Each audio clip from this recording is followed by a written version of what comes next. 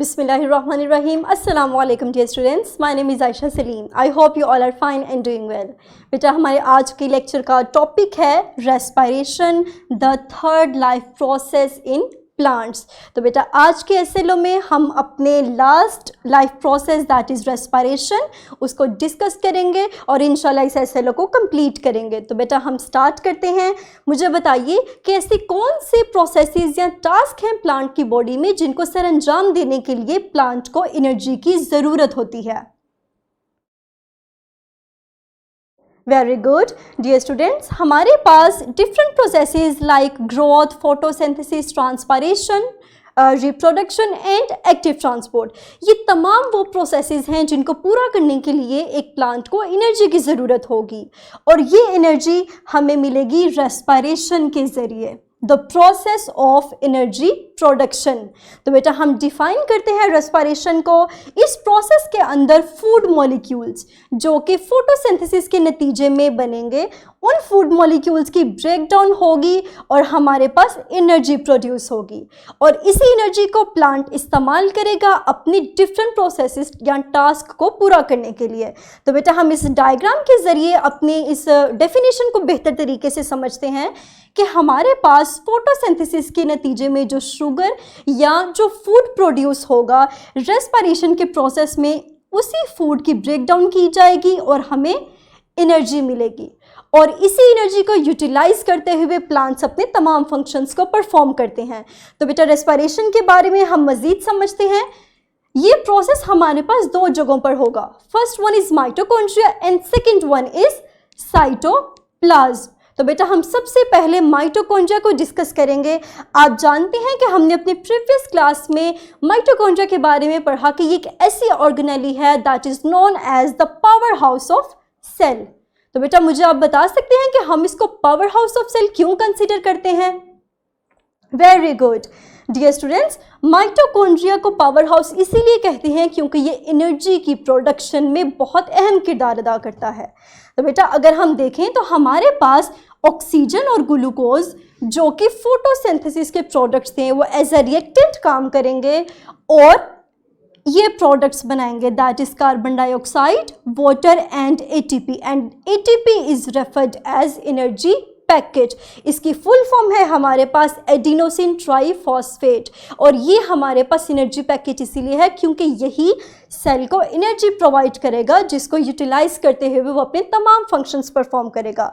और बेटा याद रखिए कि हमारे पास ये सारा प्रोसेस ऑक्सीजन की मौजूदगी में होगा और इस प्रोसेस को हम नाम देते हैं एरोबिक रेस्पिरेशन का। ठीक है, नेक्स्ट हम मूव करते हैं साइटोप्लाज्म की तरफ। तो बेटा साइटोप्लाज्म के केस में हमारे पास ग्लूकोज की ब्रेकडाउन होगी और ये प्रोडक्ट्स आएंगे। Dear students keep in mind कि हमारे पास इस रेस्पिरेशन की टाइप में ऑक्सीजन इन्वॉल्व नहीं होती, oxygen is absent in this case. तो बेटा हमारे पास जो प्रोडक्ट्स अगर हम डिस्कस करें तो ये प्रोडक्ट हमारे पास समझने, इस प्रोडक्ट के बारे में हम थोड़ा सा समझते हैं कि अगर हम प्लांट सेल की या यीस्ट की बात कर रहे हैं तो हमारे पास एथेनॉल प्रोड्यूस होगा along with carbon dioxide and ATP. लेकिन अगर हम एनिमल सेल की बात करें या बैक्टीरिया की बात करें तो बेटा हमारे पास एथेनॉल की जगह लैक्टेट या लैक्टिक एसिड प्रोड्यूस होगा along with carbon dioxide and ATP. And dear students, this type of respiration is called anaerobic respiration. और याद रखिए कि हमारे पास इन दोनों रेस्पिरेशन की टाइप्स में जो बेसिक डिफरेंस है वो है ऑक्सीजन की मौजूदगी और गैर मौजूदगी। ठीक है, तो बेटा हम अपने इसी कंसेप्ट को इस्तेमाल करते हुए अपने स्किल को अचीव करेंगे दैट इज स्किल 1.8। हमने जैसे अपने प्रीवियस लेक्चर के अंदर फोटोसिंथेसिस के प्रोसेस के लिए वर्ड इक्वेशन डिराइव की थी, बिल्कुल उसी तरह हम रेस्पिरेशन के लिए भी वर्ड इक्वेशन को डिराइव करेंगे and we derive this equation for both aerobic and for anaerobic respiration. तो बेटा अपनी वीडियो को कुछ देर के लिए पॉज कीजिए और इन दोनों इक्वेशंस को नोट डाउन कीजिए। Very good. ये स्टूडेंट्स, अब हम वेरीफाई करते हैं कि आइदर हमारी इक्वेशन सही है या नहीं। तो बेटा एरोबिक रेस्पिरेशन के केस में हमारे पास जो रिएक्टेंट है वो ग्लूकोज और ऑक्सीजन है, क्योंकि this type of respiration takes place in the presence of oxygen. और प्रोडक्ट्स में हमारे पास वाटर, कार्बन डाइऑक्साइड और एनर्जी पैदा होगी। सेकेंड, हमारे पास जो एनारोबिक रेस्पिरेशन है उसमें हमारे पास रिएक्टेंट ग्लूकोज होगा, and we know that this type of respiration takes place in the absence of oxygen. इसीलिए हम अपने रिएक्टेंट्स में ऑक्सीजन को मेंशन नहीं करेंगे। तो बेटा हमारे पास जो प्रोडक्ट्स आएंगे वो है ethanol, carbon dioxide and energy. और हम प्लांट सेल की बात कर रहे हैं इसीलिए हम एथेनॉल को मेंशन करेंगे। अगर हम यही वर्ड इक्वेशन एनिमल सेल के लिए लिखते तो dear students, we replace ethanol with lactate और lactic acid। बेटा नेक्स्ट हम अपनी स्किल की तरफ मूव करते हैं, दैट इज स्किल 1.9। इसमें हम फोटोसिंथेसिस और रेस्पिरेशन दोनों प्रोसेसेस का कंपैरिजन करेंगे, उनकी सिमिलैरिटीज़ और उनके डिफरेंसेस को नोट डाउन करेंगे। तो डियर स्टूडेंट्स, इस स्किल को आप QR कोड स्कैन करके इजीली हासिल कर सकते हैं। तो बेटा अपनी वीडियो को पॉज कीजिए और इस एक्टिविटी को सॉल्व कीजिए। You can also take help from this box, जिसमें आप इन क्वेश्चन को रीड आउट करके तो अपनी एक्टिविटी को सॉल्व कर सकते हैं। वेरी गुड, मुझे उम्मीद है कि आपने इसको इजीली सॉल्व कर लिया होगा। तो बेटा अपने लेक्चर को अब हम समराइज करते हैं। आज के लेक्चर में हमने रेस्पिरेशन के बारे में सीखा। हमने कहा कि ये एक ऐसा प्रोसेस है जो कि सेल को एनर्जी प्रोवाइड करेगा टू परफॉर्म वेरियस फंक्शंस।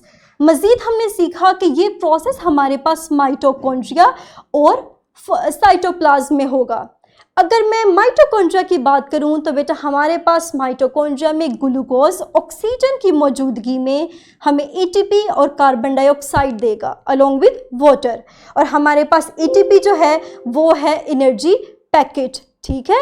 और यही एनर्जी पैकेट सेल को एनर्जी प्रोवाइड करता है कि वो अपने तमाम कामों को बखूबी सरअंजाम दे सके। And dear students, keep in mind that this type of respiration takes place in the presence of oxygen. और इसमें हमारे पास वेरियस स्टेप्स इन्वॉल्व होंगे, जो 3 to 4 केमिकल रिएक्शंस हैं, जिनको इंशाल्लाह आप अपनी हायर क्लासेस में स्टडी करेंगे। बेटा सेकंड है हमारे पास साइटोप्लाज्म। याद रखिए कि साइटोप्लाज्म में रेस्पिरेशन ऑक्सीजन की गैर मौजूदगी में होगी, और जो प्रोडक्ट्स हमारे पास बनेंगे that is ethanol, carbon dioxide and ATP. Dear students, अगर हम प्लांट सेल की बात करें तो प्रोडक्ट इज एथेनॉल। अगर हम एनिमल सेल की बात करें तो हमारे पास प्रोडक्ट में लैक्टेट या लैक्टिक एसिड प्रोड्यूस होगा, ठीक है।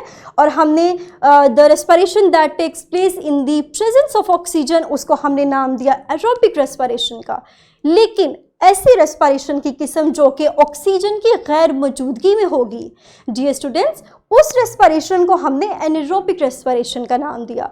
और ये दोनों रेस्पिरेशंस, इनमें जो प्रोडक्ट्स बनेंगे वो एनर्जी रिलीज करेंगे, and that energy is utilised by plants to perform various functions. तो बेटा ये था हमारा आज का लेक्चर। मुझे उम्मीद है कि आपको ये कंसेप्ट्स क्लियर हो चुके होंगे। आप अपनी स्क्रीन पे नजर आने वाले इन क्वेश्चंस को नोट कीजिए और इसी नॉलेज को अप्लाई करते हुए आप इनके आंसर्स को फाइंड आउट करेंगे। और बेटा आपको वर्कशीट का लिंक इसी वीडियो के डिस्क्रिप्शन में इजीली मिल जाएगा। Very good dear students, that's all about today's lecture. I hope कि आपको ये लाइफ प्रोसेस रेस्पिरेशन क्लियर हो चुका होगा। इंशाल्लाह हम अपने अगले लेक्चर में अपने यूनिट को रिवाइज करेंगे, उन तमाम टर्म्स को रिवाइज करेंगे जो हम सीख चुके हैं। तो dear students, take care of your self. Thank you very much. अल्लाह हाफिज़।